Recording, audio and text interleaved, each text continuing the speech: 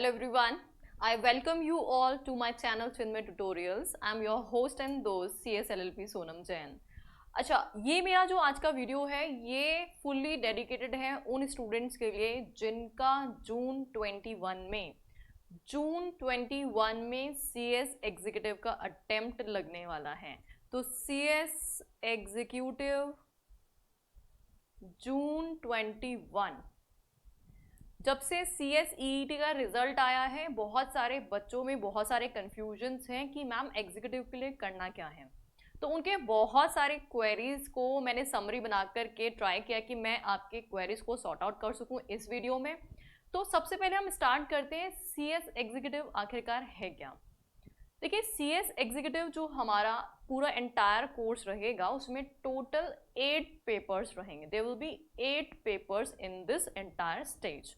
अब जो आपके 8 पेपर्स रहने वाले हैं, इन 8 पेपर्स में 2 मॉड्यूल रहेंगे, मॉड्यूल 1 एंड मॉड्यूल 2। जो आपका मॉड्यूल 1 रहेगा उसमें आपके टोटल 4 पेपर्स रहेंगे। There will be 4 papers. और एग्जैक्टली मॉड्यूल 2 में भी आपके 4 पेपर्स रहेंगे। अच्छा, अब कौन कौन से पेपर रहेंगे, किस टाइप के पेपर रहेंगे वो हम समझ लेते हैं। तो यहाँ पे मॉड्यूल 1 में जो आपके पास 4 पेपर हैं, that is JIGL, that is company law, that is setting up of business, SB अपन इसको बोल लेते हैं शॉर्ट में, एंड लास्टली टैक्सेशन। ये जो आपको 3 पेपर दिखाई दे रहे हैं ये तीनों हैं थियोरी पेपर्स और साथ ही में है सब्जेक्टिव, मींस आपको प्रॉपरली आंसर राइटिंग करनी पड़ेगी। This is subjective. Whereas जो आपका टैक्सेशन है वो है MCQ बेस्ड, प्रैक्टिकल है लेकिन साथ में MCQ भी है। तो जो टैक्सेशन है वो आपका MCQ बेस्ड है। अगर हम सेकेंड ग्रुप की बात कर रहे हैं, मॉड्यूल 2 की बात कर रहे हैं, तो मॉड्यूल 2 में भी 4 पेपर हैं लेकिन उसमें 2 प्रैक्टिकल हैं और 2 थ्योरी हैं। तो पेपर कौन कौन से हैं? नंबर 1 आपके पास EBCL है। अच्छा, इन लॉज में क्या है वो बात की बात है, वो आप पढ़ाई करते वक्त सब समझ जाओगे, अभी सिर्फ नाम बता देती हूँ। EBCL है कमर्शियल लॉज, साथ ही में सेबी सिक्योरिटीज लॉ का भी एक सब्जेक्ट है, FM आपका एक सब्जेक्ट है और CMA भी एक सब्जेक्ट है। इस तरह से यहाँ पे भी 4 पेपर हैं। इन 4 में से 2 पेपर आपके थ्योरी हैं और ये भी सब्जेक्टिव हैं। वेयरएज जो FM एंड CMA हैं ये दोनों आपके प्रैक्टिकल हैं और MCQ हैं। देखिए, जो आपका MCQ है उसमें MCQ में आप बहुत एक्सपर्ट है, ऑलरेडी CSEET में MCQ दे के आ रहे हैं, लेकिन CSEET के MCQ और यहाँ के MCQ में एक डिफरेंस है। वहाँ पे there was no negative marking और आप जय माता दी कुछ भी करके आते थे, जो भी मर्जी है वो कर दिया, आपकी नेगेटिव मार्किंग नहीं हो रही थी। That was very easy. But अभी यहाँ पे कुछ भी नहीं कर सकते क्योंकि नेगेटिव मार्किंग है। यहाँ पे जो MCQ पेपर्स हैं उनमें 0.25 मार्क्स की नेगेटिव मार्किंग है। मींस अगर आपने रॉन्ग आंसर लिखा तो आपके 0.25 मार्क्स कट जाएंगे, तो आप ऐसे ही कुछ भी आंसर टिक नहीं करके आ सकते। फाइन। अच्छा, अब आपकी पढ़ने की स्ट्रेटेजी क्या होनी चाहिए? बहुत सारे बच्चों को लगता है मैम बोथ ग्रुप दें, सिंगल ग्रुप दें, क्या करें क्या नहीं करें। उन सारे क्वेरीज का मैं आज सॉल्यूशन लेके आ रही हूँ। आपकी स्टडीज पैटर्न के बारे में हम आज बात करेंगे। स्टडी पैटर्न को समझने के लिए आपको सबसे पहले ये समझना पड़ेगा कि एक्चुअल में पहले आपने क्या किया था और अब आप क्या करने जा रहे हो। देखो, पहले CSEET के बारे में डिस्कस कर लेते हैं कि CSEET में कौन से झंडे गाड़े थे हमने। CSEET जो आपका सब्जेक्ट था, इसमें आप 4 पेपर पढ़ के आए थे, राइट? MCQ बेसिस पे 4 पेपर थे। आपने पेपर पढ़ा था बिजनेस कम्युनिकेशन, आपने पेपर पढ़ा था legal aptitude and logical reasoning, आपने पेपर पढ़ा था इकोनॉमिक्स और आपने पेपर पढ़ा था करंट अफेयर्स। देखिए, इसमें से ये सारे के सारे जो सब्जेक्ट हैं वो बहुत ही जनरल थे, सिर्फ एक हम लॉजिकल रीजनिंग को मान सकते हैं जो हमारा एक बेस रेडी कर रहा था एग्जीक्यूटिव के लिए। बाकी जो रेस्ट ऑफ द सब्जेक्ट आप पढ़ के आए थे बहुत ही जनरल थे। आईसीएसआई सिंपल आपका ब्रेन टेस्ट कर रहा था कि भैया तुम्हें दिमाग है कि नहीं है, एग्जीक्यूटिव करने लायक हो कि नहीं हो। That was the simple objective of this respective entry test. इसमें कोई टेक्निकलिटीज नहीं थी, कोई नेगेटिव मार्किंग नहीं था, सिंपल एमसीक्यू था जिसमें ना कोई राइटिंग स्किल्स आपकी चेक की गई थी, कुछ नहीं। सिंपली ये चेक किया गया था इंग्लिश आती है कि नहीं आती है। कंपनी में जाओगे किसी भी एमएनसी में तो वहाँ पे इंग्लिश बोल पाओगे कि नहीं बोल पाओगे, दैट वाज द ऑब्जेक्टिव। या फिर करंट अफेयर्स के बारे में जानते हो, मतलब थोड़ा सी जानकारी रखते हो नहीं रखते हो, या फिर फोन पे पबजी खेलते रहते हो, या थोड़ा बहुत जनरल नॉलेज भी रखते हो, तो मतलब किस टाइप के आप पर्सन है। क्योंकि कंपनी में जा रहे हैं, लिस्टेड कंपनीज में जाओगे, पता चला डुबा दिया कंपनी को, हम तो भैया मोबाइल पे लगे रहते हैं। तो सिंपली आईसीएसआई का कंसेप्ट था कि आपकी पर्सनालिटी कैसी है, आपकी पर्सनालिटी को इवेल्युएट करने के लिए सीएसईईटी जैसा एंट्रेंस टेस्ट रखा गया था। अब जो आप पढ़ के आए हो इसका सीएस एग्जीक्यूटिव से कतई कोई लेना देना नहीं है, कहीं दूर दूर तक टच नहीं करता। तो जो पैटर्न सीएसईईटी में पढ़ के आए थे उसको एग्जीक्यूटिव में तो गलती से भी अप्लाई करने के बारे में सोचना भी मत, सोचना भी मत। बहुत सारे बच्चे मैम हम तो 15 दिन पढ़े थे और सीएसईईटी एक बार में पास। हो सकता है कुछ में मैम हमने तो 10 दिन देखा था, क्या है बिजनेस कम्युनिकेशन बचपन से पढ़ते आ रहे हैं, इंग्लिश आती नहीं है क्या हमें, करंट अफेयर्स तो हम वैसे ही बहुत जीनियस है, सारी दीन दुनिया की खबर हम रखते हैं, और बाकी इको तो 11-12 में भर भर के पढ़ा है, क्या नया था इसके अंदर। हाँ बस एक LA LR था जो थोड़ा सा पढ़ना था, 15 दिन पढ़ा और हो गया हमारा, हो गया। और हो सकता है, डेफिनेटली हो सकता है सीएसईईटी में आपको कोई बहुत ज्यादा ब्रेन स्टॉर्मिंग करने की कतई जरूरत नहीं थी, लेकिन असली जंग तो अब स्टार्ट हुई है क्योंकि आप एक्चुअल में सीएस में अब एंटर कर रहे हो। Laws, corporate officer, compliance officer है कंपनी सेक्रेटरी, तो जितने भी लॉज एप्लीकेबल हो सकते हैं कंपनी पे वो सब आपको आईसीएसआई पढ़वाएगा। और सीएस एग्जीक्यूटिव में उसकी शुरुआत होगी, तो हमें यहाँ पे न्यूमरस लॉस पढ़ने। अच्छा, अब डिफरेंस क्या है दोनों में, अगर मैं इन जनरल बोलूँ ना, ये सीएसईईटी आपका था केजी क्लास और आप सीधे पहुंच गए हो 12th क्लास के अंदर। That is what the huge gap between CSEET and CS executive. मैं आपको यहाँ पे डराने कतई नहीं आई हूँ, मैं आपको बिल्कुल डिमोरलाइज करने नहीं आई हूँ, आप सोचो कि मैम आप क्या बोले जा रहे हो। मैं आपको फैक्ट्स के साथ बात करने जा रही हूँ, मैं आपको फैक्ट्स शेयर करना चाहती हूँ। सीएसईईटी के मॉड्यूल्स आईसीएसआई के सबने देखे हैं कि क्या कंटेंट था क्या नहीं था, आई गेस सबने देखे है ना, पढ़े हैं। आपका कोई भी मॉड्यूल का कंटेंट, कोई भी मॉड्यूल 200 पेज से ज़्यादा नहीं था, राइट, 200 के आसपास, 200 250 बस मैक्सिमम इतना ही था। वेयर एज सीएस एग्जीक्यूटिव में पहली बात तो नंबर ऑफ पेपर डबल हो गए हैं, 8 हो गए, तो दिखती सी बात है आपका कंटेंट वैसे ही बढ़ गया है। और साथ ही में ये जो पेपर्स हैं इनके अगर मैं मॉड्यूल के पेजेस दिखाऊं आपको अगर बिलीव नहीं हो तो चलो एक काम करते हैं, मैं आपको नंबर ऑफ पेजेस दिखा देती हूँ। तो लेट्स सी ये आईसीएसआई की वेबसाइट है हमारी, और आईसीएसआई की वेबसाइट पे आपको मॉड्यूल 1 दिख रहा होगा जिसमें जूरिस्प्रूडेंस जेआईजेल पहला पेपर है। मैं आपको एक बार इसके दर्शन करा देती हूँ कि इसमें कितने पेजेस हैं। आपको दिख रहे हैं 478 पेजेस। ये मॉड्यूल कितना पेजेस का है, 478 पेजेस का, ऊपर ऊपर दिख रहा होगा आई गेस आप लोगों को, ये 478 पेजेस का मॉड्यूल है ना। सबसे छोटा मॉड्यूल है। आगे देखते हैं। अच्छा, कंपनी लॉ दिखा देती हूँ, कंपनी लॉ के दर्शन 986 पेजेस, 986 मतलब ऑलमोस्ट 1000 पेज का मॉड्यूल है ये, है ना। अच्छा, ऐसे ही SB setting up of business देखिए 562 पेजेस आपको दिख रहे होंगे, 562 पेजेस का मॉड्यूल है ये, एंड सो ऑन। सारे ही मॉड्यूल्स आपके ऑलमोस्ट 500 से 1000 पेज के बीच में। 910 का टैक्स लॉस का पेपर है, 910 पेज का। तो आप लोग को ये बात तो समझ में आ गई है, आई गेस सारे पेजेस देखने दिखाने की जरूरत नहीं, आपको समझ में आ गया होगा मैं क्या बोलना चाह रही हूँ। इट मीन्स एक बात क्लियर कट है कि हमारा कंटेंट जो है, जो आपने 4 पेपर पढ़े थे ना, 4 और चारों को मिला लो वो एक तरफ, और एग्जीक्यूटिव का एक सिंगल मॉड्यूल एक तरफ, वो हो गया है ना। और इसमें से भी आप इको पहले से पढ़ के आए थे, बिजनेस कम्युनिकेशन में कुछ नया नहीं था, करंट अफेयर्स हम रोज सुनते रहते हैं, तो आपने ले दे करके एक लॉजिकल रीजनिंग और साथ ही में लीगल एप्टीट्यूड ही पढ़ा था। यहाँ पे ना तो आपने कभी जेआईएल पढ़ा है, ना कंपनी लॉ, ना एसबी, ना टैक्सेशन, ना ईबीसीएल, सेबी, एफएमसीए, कुछ नहीं पढ़ा। Everything will be new.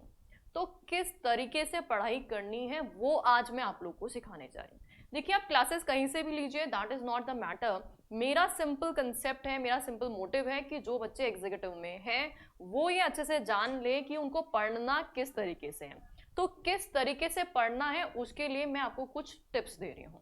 देखो, पहली चीज, आप जो भी क्लासेस ले रहे हैं तो नंबर 1 आपने क्लास पढ़ी। नंबर 1 आपने जो भी है, अभी ऑनलाइन चल रहा है सब कुछ, तो आपने जो भी वीडियोस देखी हैं या लाइव क्लासेस लिए, जो भी आपने कुछ किया है, आपने सबसे पहले क्लास देखी जो भी रेस्पेक्टिव सब्जेक्ट की है। तो पहली बात, आपको यहाँ पे पढ़ने के पैटर्न में एक तो वर्ड टू वर्ड रट्टा नहीं मारना है। आप सीएसईटी में रट्टा मार रहे थे क्योंकि एमसीक्यू था, वहां पे हिस्ट्री, वहां पे कैसा डेवलपमेंट था, बैकग्राउंड क्या था, कौन सी डेट पे कौन सा एक्ट आया, ये सब बातें इंपॉर्टेंट थी। लेकिन एग्जीक्यूटिव लेवल पे ये बातें कतई इंपॉर्टेंट नहीं है, और स्पेशली जो सब्जेक्टिव पेपर्स हैं उनके लिए तो बिल्कुल भी इंपॉर्टेंट नहीं है। आज अगर आप कंपनी लॉ, जेएचएल, ईबीसीएल, सेबी ऐसे लॉज की बात करें तो उसमें ये कतई जरूरत नहीं है उसका डेवलपमेंट कहाँ से हुआ, कैसे हुआ, बिल्कुल जरूरत नहीं। आपने एक बार सुनने के लिए, जानकारी के लिए जान लो, दैट इज इनफ। बस को रट्टा नहीं मारना है आपको। आपको अंडरस्टैंड करना है, लॉज को समझना पड़ेगा, आपको समझ समझ के पढ़ना स्टार्ट करना पड़ेगा, क्योंकि हमारा ब्रेन तो इतना ही है और उसमें 8 पेपर रिटेन करने हैं आपको। एग्जाम में 8 रेगुलर नॉन स्टॉप पेपर चलेंगे, तो वहां पे रिवीजन भी नहीं कर पाओगे अगर ढंग से पढ़ाई नहीं की तो। आपको क्या करना है, आप अपने जो भी क्लासेस देख रहे हैं वो क्लासेस अच्छे से देखिए, और क्लासेस देखने के बाद डेली उन क्लासेस को सोने से पहले 10 मिनट्स रिवीजन करना है, एटलीस्ट 10 मिनट्स रिवीजन। मैं आपको फेयर लिख देती हूँ, आपको करना क्या है। तो सबसे पहले आप जो भी नंबर 1 वॉच वीडियो, या जो भी आपकी क्लास चल रही है, उसके बाद डेली आपको 10 मिनट्स रिवीजन करना है। रिवीजन कैसे करोगे, जो भी नोट्स हैं उनको आपने मेमोराइज किया कि आज हमने पढ़ा क्या था। नोट्स जरूर बनाइए, अपने नोट्स जरूर बनाइए। डेफिनेटली नोट्स का एग्जाम में बहुत ज़्यादा इंपॉर्टेंट रोल होता है। आप एकदम लैंग्वेज नहीं पढ़ पाते हो मॉड्यूल की, और आप एग्जाम में जब लिखने जाते हो तो आपको फिर याद ही नहीं रहता क्योंकि रिवीजन नहीं कर पा रहे हो। तो make short notes,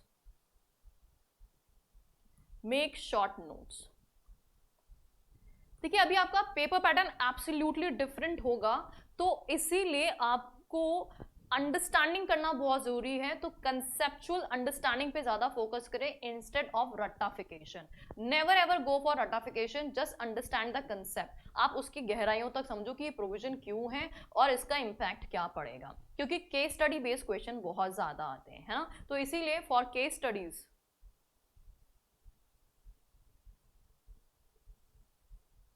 conceptual clarity is most important। तो इसीलिए कतई रट्टा मारने के बारे में बिल्कुल मत सोचना। जब आप पहली बार पढ़ रहे हो तो कंसेप्चुअली क्लैरिटी के बारे में सोचना, और वर्ड टू वर्ड कि हम ये एक एक वर्ड पढ़ रहे हैं। सीएसईटी में जो करते थे वो कर लिया क्योंकि वहां पे एमसीक्यू आता था। यहाँ पे वर्ड टू वर्ड रट्टा मत मारना, यहाँ पे अंडरस्टैंड करना, क्योंकि मैंने आपको ऑलरेडी बता दिया है हर मॉड्यूल आपका 500 से 1000 पेज के बीच में वेरी करता है। 8 आपके मॉड्यूल्स हैं, मैं on an average 600 page her module के मान लूँ। 600, बाप रे, 4800, 4800 अप्रोक्सीमेटली पेजेस आपको पढ़ने पड़ेंगे। तो बॉस आप समझ लो कि क्या इतना कंटेंट आप रिटेन कर पाओगे, तो डेफिनेटली नॉट। तो इसके लिए आपको स्ट्रेटेजी बनानी है, पहले कंसेप्चुअल क्लैरिटी आपको लेके आनी पड़ेगी। अब कंसेप्चुअल क्लैरिटी हो गई मैम, आपने जैसे बोला था हमने वैसे किया, क्लासेस में समझा और डेली 10 मिनट रिविजन किया। आपको मंथली रिवीजन भी करना चाहिए, मंथली रिवीजन, तो आप मंथली रिवीजन भी करिए। अच्छा, एक इंपॉर्टेंट बात बोलना चाहती हूँ, अगर आप जहां भी पढ़ते हैं वहां पे टेस्ट जरूर दीजिए, क्योंकि जब तक टेस्ट नहीं दोगे आपको पता ही नहीं लिखना कैसे आंसर, तो आपको अपनी प्रॉब्लम समझ नहीं आएगी। इट्स जस्ट लाइक दैट, आज मुझे कार रेस में जाना है और कार रेस में मैंने आज तक सिर्फ थ्योरेटिकली कार सीखा है कि ये मेरा गियर है, इसको फर्स्ट गियर को आगे लेके जाना है, बैक लेके जाना है, लेकिन एक्चुअल में कार ड्राइव कैसे करनी मैंने की नहीं। तो स्ट्रेट अवे रेस में पहुंचूंगी तो डेफिनेटली मैं हार ही जाऊंगी, मेरा फर्स्ट गियर पे गाड़ी अटक जाएगी और मेरी गाड़ी चलेगी नहीं, बंद हो जाएगी। तो एग्जैक्टली वही हाल बच्चों का भी होता है। बच्चे हम बहुत अपने आप को समझते हैं, हाँ ओवर कॉन्फिडेंट हो जाते हैं, हमें आता है, सब कुछ याद है या कंसेप्ट क्लैरिटी होगी, लेकिन लिखना नहीं आता। राइटिंग स्किल्स के लिए बहुत जरूरी है कि आप टेस्ट जरूर अटेम्प्ट करें। तो राइटिंग स्किल्स के लिए टेस्ट जरूर दें। बिना टेस्ट के you won't be able to जज योर सेल्फ कि आप किस टाइप की राइटिंग में, लीगल लैंग्वेज में मिस्टेक कर रहे हैं। तो डेफिनेटली अपने जो भी रिस्पेक्टिव टीचर्स हैं उनसे ज़रूर पूछें कि आपने क्या मिस्टेक किया है, क्योंकि अनलेस एंड अनटिल आप ये टेस्ट वाला पोर्शन अगर आप स्किप करते हो तो देयर इज नथिंग, आपने क्या पढ़ा क्या नहीं पढ़ा आपको कुछ नहीं पता, आपने एग्जाम में कैसे अपेयर करना आपको कुछ नहीं पता। तो इसलिए टेस्ट बहुत ज़्यादा इंपॉर्टेंट पोर्शन होता है आपकी पढ़ाई के लिए। आप टारगेट करिए कि पूरे सेशन में, देखिए सितंबर अभी एंड हो रहा है, अक्टूबर से आपके पास काफ़ी इनफ टाइम है, अभी काफ़ी अच्छा टाइम है, इस राइट टाइम है आपकी प्रॉपर प्लानिंग करने के लिए। अक्टूबर, नवंबर, दिसंबर, 3 महीने आप जान लगा दो, अपनी एकदम जान लगा दो, और जितना आप मैक्सिमम पढ़ना चाहते हो, जहां भी जो भी देखना चाहते हो पढ़ो। फिर ग्रेजुअली धीरे धीरे धीरे धीरे धीरे रिविजन का पोर्शन बढ़ाओ। तो जैसे जैसे रिवीजन बढ़ाओगे सब्जेक्ट मैटर आपको अपने आप कंटेंट रिटेन होना स्टार्ट हो जाएगा। तो रिवीजन आपका होना चाहिए, टारगेट होना चाहिए कि कम से कम आप 4 to 5 टाइम्स रिवीजन कर सको। 4 to 5 टाइम्स आपका पूरा एंटायर कोर्स जो है वो रिवाइज हो जाना चाहिए। अब आप सोच रहे होंगे मैम 4 से 5 बार कैसे रिवाइज होगा। देखो, पहली बार आपने वीडियो देखी, उसके बाद आपने 10 मिनट्स अपने दिमाग में रिवीजन किया, ठीक है। तीसरी बार आपने मंथली रिवीजन कर लिया। चौथी बार जब टेस्ट होगा तो आप रिवीजन करते हो, और ऑब्वियसली जब एग्जाम्स होते हैं तब आप पढ़ोगे तो पढ़ोगे, उससे पहले तो पढ़ना ही पढ़ना है। तो अगर आप सिस्टम से आज से ही अपना प्रॉपर शेड्यूलिंग करना स्टार्ट करोगे तो you will be able to attempt all the papers in a successful manner. अच्छा, अब बोथ ग्रुप दें कि सिंगल ग्रुप दें? देखो, हमेशा हमेशा बोथ ग्रुप्स ही देने चाहिए। Always go for both modules. अब मैम इससे क्या फायदा होगा? हाँ, आपने तो डरा ही दिया इतना सारा बोल बोल करके कि इतने पेपर ये वो, अब तो हमारे बस की बात ही नहीं है। No, it's not like that. देखो, पहली बात तो सीएस में सब्जेक्ट्स कनेक्टेड है, जैसे कंपनी लॉ और सेबी कनेक्टेड सब्जेक्ट होते हैं। कंपनी लॉ में सेबी की गाइडलाइंस, एलओडीआर रेगुलेशन दे रखा है, ऐसे ही जब सेबी पढ़ रहे हो तो वहाँ पे कंपनी लॉ के प्रोविजन आ रहे हैं, तो कनेक्टिविटी रहती है। सेकेंड बहुत इंपॉर्टेंट फैक्टर बता रही हूँ, आपको सेट ऑफ का बेनिफिट मिलता है। सेट ऑफ क्या होता है? जैसे फॉर एग्जाम्पल आपको इंडिविजुअली ग्रुप में, जैसे ग्रुप 1 है उसमें आपको 200 मार्क्स चाहिए, 50% मार्क्स 400 में से। ग्रुप 2 में भी आपको 200 मार्क्स चाहिए, और ये एग्रीगेट बनाना आपको, और इंडिविजुअली हर सब्जेक्ट में 40-40 नंबर आना जरूरी है। अगर बाई चांस ऐसा होता है कि मेरे फर्स्ट ग्रुप में 196 मार्क्स आ जाते हैं बाई चांस, और सेकेंड ग्रुप में मेरे 210 नंबर आ जाते हैं, क्योंकि वहाँ पे एमसीक्यू है ना, दो एमसीक्यू है, तो वहाँ पे स्कोरिंग ज़्यादा ईजी हो जाता है, तो यहाँ पे सेट ऑफ हो जाएगा, मेरे 400 नंबर आ गए हैं। तो ये फायदा आपको डेफिनेटली मिलता है। देखिए, सिंगल ग्रुप सिर्फ उन्हीं को देना चाहिए जो जॉब वॉब कर रहे हैं, उनके पास टाइम नहीं है अवेलेबल, तो उनके लिए सिंगल ग्रुप कन्वीनियंट है। बाकी अदरवाइज जो प्योरली पढ़ाई कर रहे हैं बच्चे, उनको कतई सिंगल ग्रुप पे नहीं जाना चाहिए, उनको डेफिनेटली बोथ मॉड्यूल्स पे ही जाना चाहिए। तो आई गेस आप लोगों को एक बेसिक इंट्रोडक्शन मिल गया पढ़ाई के कंसर्न में। रटाफिकेशन बिल्कुल मत करना, जो जो रेलेवेंट मैटर है सिर्फ वही पढ़ना होता है, अननेसेसरी कंटेंट नहीं पढ़ना है आपको। ये नहीं कि हम पूरी रामकथा बैकग्राउंड सब रट्टा मारने लगे, नो, यहाँ पे कोई एमसीक्यू नहीं आ रहा है आपका। देखिए, वहाँ पे सी सेट के अंदर आपको ईयर लिखना होता था, एमसीक्यू में आ गया तो आपके पास ऑप्शन नहीं था, आपको परसेंटेज लिखनी होती थी, वो सब वहाँ लिखना होता था। लेकिन अभी आपको लॉ की भावनाओं को समझना पड़ेगा, उनको इंटरप्रेट करना पड़ेगा, then only you will be able कि आप क्वेश्चन अटेम्प्ट कर पाओ, केस स्टडीज को अटेम्प्ट कर पाओ। तो आई गेस मैंने आपकी बहुत सारी क्वेरीज को सॉर्ट आउट किया है। स्टिल आपको अगर कुछ क्वेरीज हैं तो आप मुझे कमेंट कर सकते हो, मैं उसके कंसर्न में आपको दोबारा से एक और नई वीडियो बना के दे दूंगी। एक इंपॉर्टेंट बात जरूर ध्यान रख लेना, लास्ट डेट जो आईसीएसआई के पास रजिस्ट्रेशन कराने की है दैट इज 30 नवंबर, तभी आप बोथ ग्रुप देने के लिए एलिजिबल होंगे। तो लास्ट डेट याद रखना, भूलना मत गलती से भी, 30th November is the last date for registration at ICSI। तो ICSI पे अगर आप बोथ ग्रुप देने के लिए रजिस्ट्रेशन कराना चाहते हैं तो 30th नवंबर तक अपने आप को रजिस्टर जरूर करा लें। Thank you so much.